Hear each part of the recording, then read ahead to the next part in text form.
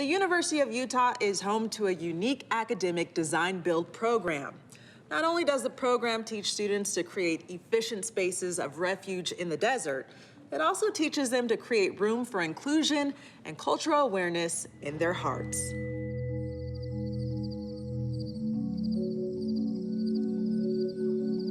When we arrived, you could see the Milky Way, and I just kind of looked up and I was like, whoa, I've never seen the Milky Way before. It's almost like they go on a vision quest out in the desert and they come back changed people. Design Build Bluff is, on the one hand, an opportunity for students to learn how to build at full scale and design the thing that they built. And then on the other hand, it's the opportunity to work in collaboration with the rural and native communities in the Utah Four Corners. Match with this, right? Like, I think all your metal work should be. So we are just finishing our design semesters, and they'll be basically moving down to Bluff from Salt Lake City, so 6 hours south of here, and be constructing this thing from scratch to finish. It's like moving day. It's moving day. Build a house in a semester. This year, our group is only 5 people.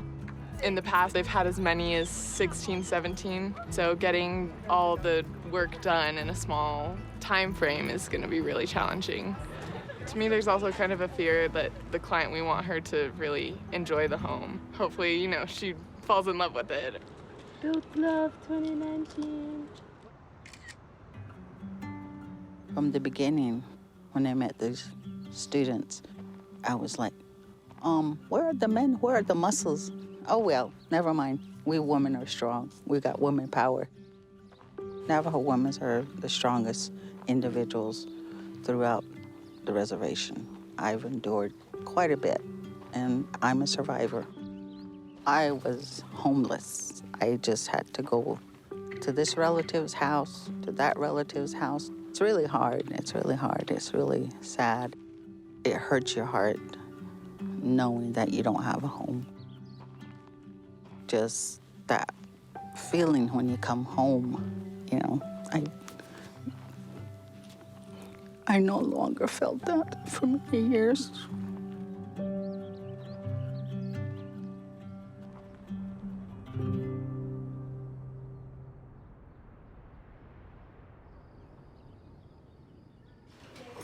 Gotta bring that sushi back. Okay, well. So we've been out here for 7 weeks now, building.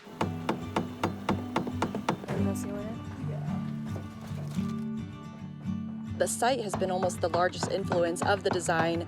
The San Juan River is just right over there, and the reason that we put the building on piers in the first place was because the house is in the flood zone. We kind of came in, we were all timid with the tools and the materials, and now we feel very comfortable around them. I didn't know anything about construction, and I think that's what the field is lacking, is that architects draw in the office and they don't really know how things are put together. We still have a lot to learn, and I think that's what's exciting about the process, is just being able to learn something new every day. We learned a lot about how to deal with, you know, different cultures and different types of people, and how you really have to take into their accounts, like, their perspectives. With our client, Brenda, she really wants to provide a home for her son. We just want to help with that. And that's also why the whole, like, working together and compromising with her is really important. We were kind of thinking, oh, she's going to expect all these Navajo traditional elements in the home, like an eastern-facing door, and she didn't really express that as something that was super important to her. At the end of the day, a home is very personal. It's not a reflection of her entire culture. It's not her entire community. It's just for her. Rachel, are you ready?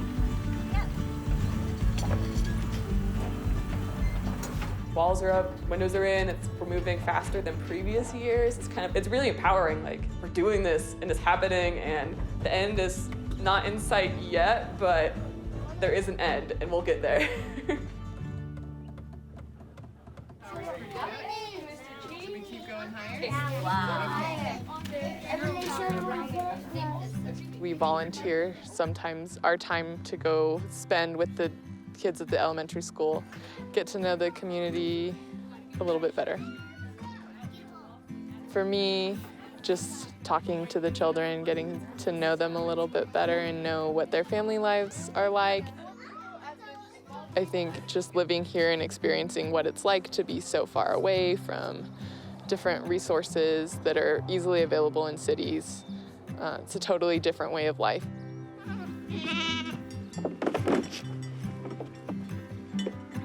It is actually really great to live here, and I wasn't expecting that. And so being in this environment is actually, I think, brought the best out of me, and I'm more confident when it comes to outdoor stuff, and then also construction.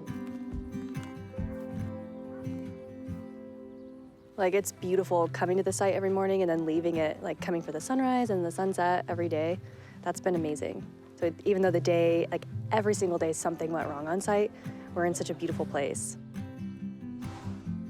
I've become more of a calm person because of how challenging this has been.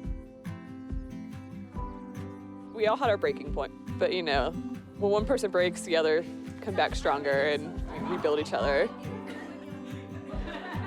Definitely friendships were made in it and bonds were there. I can't imagine doing it with anybody else. That was great. Next one.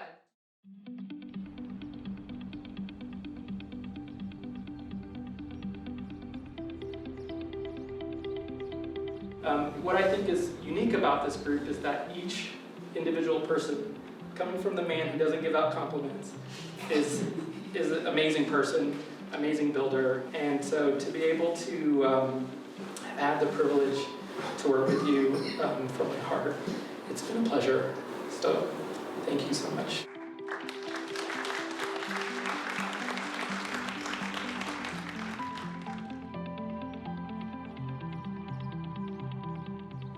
All right, come on in. So we're just finishing up, putting the final touches on things. Oh my gosh. My plants are in. Wow, this is actually my house looking wonderful. It's amazing, ladies. It feels so good to be done, and I feel like Reese Witherspoon. I want to like toss my hat and be like, we did it.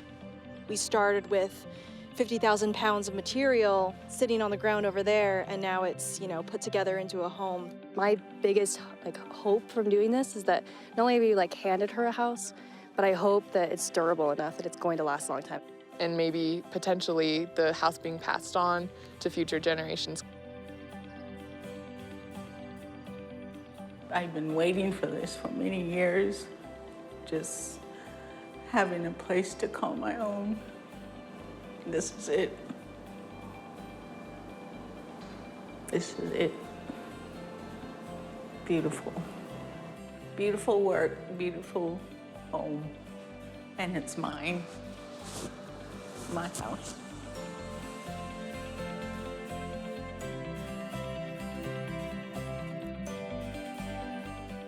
I can't wait to move in.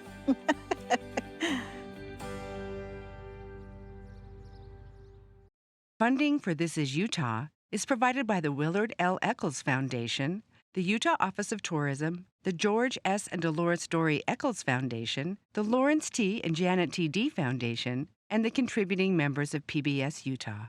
Thank you.